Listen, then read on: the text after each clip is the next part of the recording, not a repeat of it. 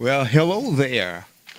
Now, this is just somewhat of a test. I'm here at the Christ Church for the End Times Beyond the Walls studio, if I can call it that, just making up something on the fly. But what I'm doing is checking out a little additional little piece of technology that we're using to stream to multiple sites at the same time. Right now, we're going to try to stream to about 3 sites. Eventually, well, we're going to have the capacity to live stream simultaneously up to 30 different sites. We probably are unlikely to use that many, but we are going to use several. We're going to start with 3. And for those that are kind of familiar with Facebook, we're going to be streaming to Facebook as we have been doing. We also have a few YouTube channels. We actually set up a new YouTube channel.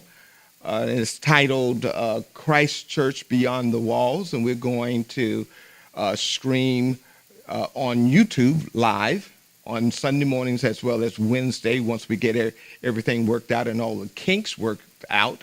And so depending on how this test works, we may start it tomorrow, or we're going to goal is to try to incorporate this feature next week. And so we're going to see how that turned out. And then the third site we're going to be using is, let's see here. Give me just a moment. Let's see. Yes, Periscope. Now, we don't really use Periscope that much. I know there are quite a few people that use Periscope, and there are some ministries that use Periscope. We haven't up to this point, but we're going to go ahead and incorporate Periscope in. We was looking to do it for some time, but it's not one of the more popular sites, so we try to direct our time and energies in those areas that's going to give us the most bang for the bucks. In reality, YouTube actually, for video streaming and what have you, they're really number one. Facebook is somewhat second to those, but Facebook is a lot easier to stream to. With YouTube is going to offer some flexibilities that we haven't had up to this point. We're going to try to leverage some of those. And so, but anyway, that's what we're doing here. So this is somewhat of a test. And so we'll probably kind of erase it as soon as I finish this. But we want to see whether or not this is kind of ready to go live. And so so you get a glimpse into some of the things that we're doing. So right now, for those that are curious, we have about, just in this section here, 5 monitors.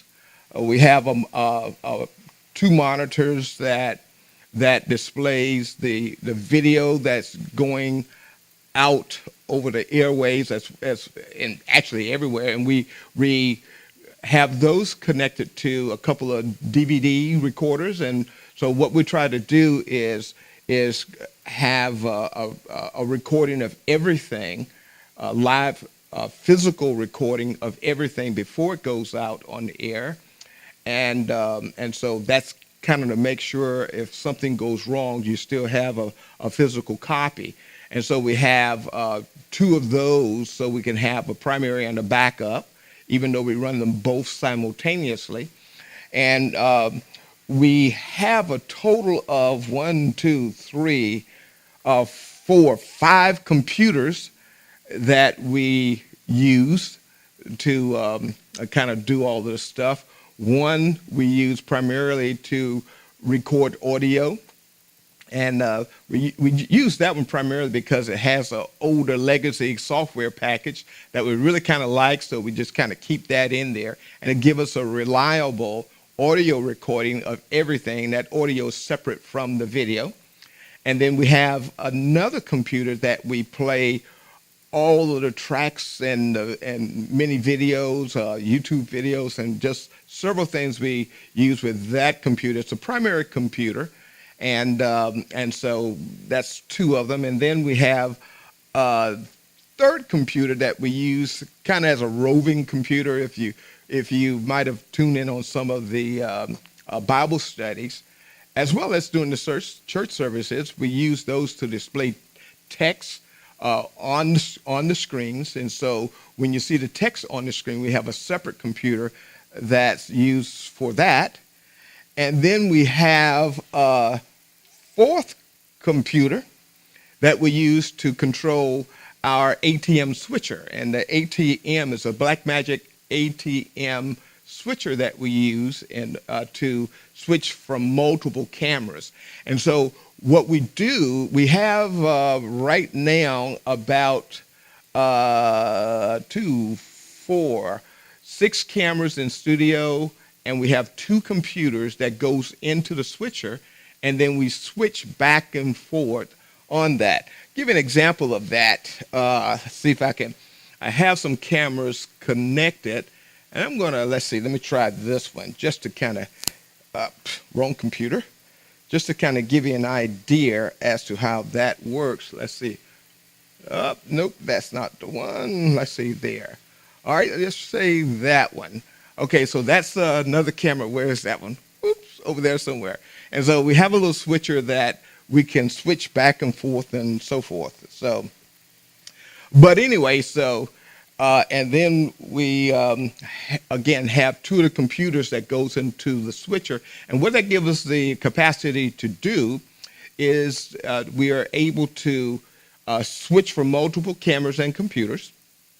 We can also, through that same system, send things out on over the airways, as well as we have 1, 2, 3 monitors inside of the sanctuary, so that everything that's going out over the airways, you can actually see in the sanctuary also. And so one of the things we wanted to do is to have the capacity to have everything that's taking place in the sanctuary to be able to stream online.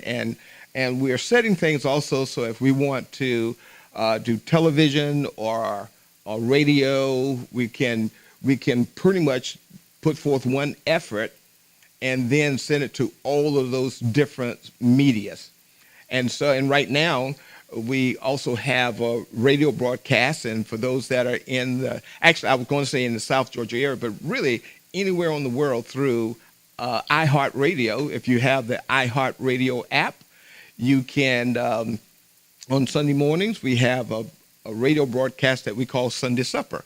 And now I'll have to tell you about that name at another time, but at 9 a.m. Sunday mornings, each Sunday morning, we have a 30-minute radio broadcast that I think you will enjoy. So you can go to your iHeartRadio app and go to 96.3 FM, and you will be able to pick up that radio broadcast. And the iHeartRadio app is free of charge, unless you click the wrong button and then get one of the little paid things. But anyway, the app is free.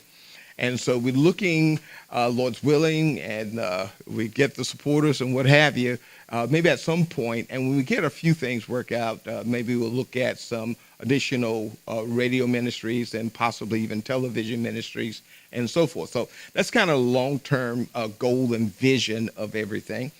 And so, and then we have another computer that's right here. We use that one actually to send everything on, online. We use a separate computer to stream things online to make sure that we get a maximum rate of transmission.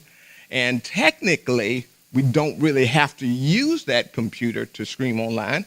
We have another little device here. Yeah, you can see it right here. Now this can't see it too well, but right here is the ATM switcher.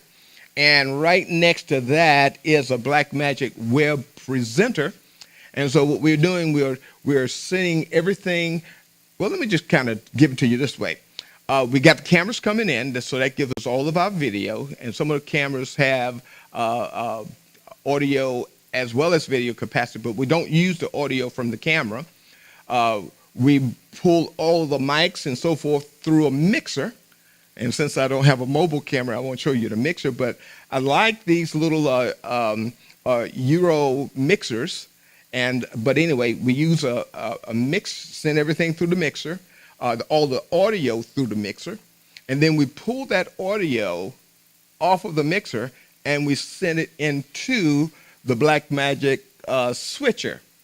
And so once we get it into the switcher, and let me just say this also, in addition to the audio going into the switcher, it also goes into the auditorium. It also pulls off, and we record it on a separate computer. We pull that audio separately into the DVRs and what have you, and we do that so we can have hopefully a higher quality of audio as opposed to just pulling the audio from the cameras themselves. And so, but anyway, generally that's how that works. And so we have that audio also going into this computer. And so, and that's a little tricky thing because you can get into audio video syncing and that sort of thing. But we use the OBS software to bring the video into the computer, and we use that to send the video and audio online for the streaming. And so what we're doing now, we're using software called Restream. We've had it for a while. We just haven't utilized it, and we're trying to do that now. And so the challenge now is to get the OBS as well as the Restream software to just kind of work together with one another. It seems to be working pretty seamlessly. So I'll be able to tell once I end this video and see whether or not it was recorded on Facebook as well as on YouTube and Pinterest. And then we want to also look at the quality of the video and the audio, look at the syncing and all of those sort of things. So if it works well, then we'll try to start this tomorrow for our Sunday services. And for those that not familiar with our Sunday service, we have our services start at 10:30 in the mornings with the praise and worship and that sort of thing. And then right around 11:30, 11:45, as soon as the praise and worship portion of the service is over, then we stream the message. Normally it's just the message. We stream that on Facebook, and it will go on YouTube and what have you. As time goes on, probably through YouTube, we'll probably put the full service there, or we'll break them out and have the service on one video and the message on another video or something of that nature. We'll deal with that a little bit down the road. And so, but anyway, if this works out, then tomorrow at about 11:30, 11:45, you'll be able to pick up the stream tomorrow morning. Now, Pastor Angela will be ministering tomorrow. Tomorrow is also Communion Sunday.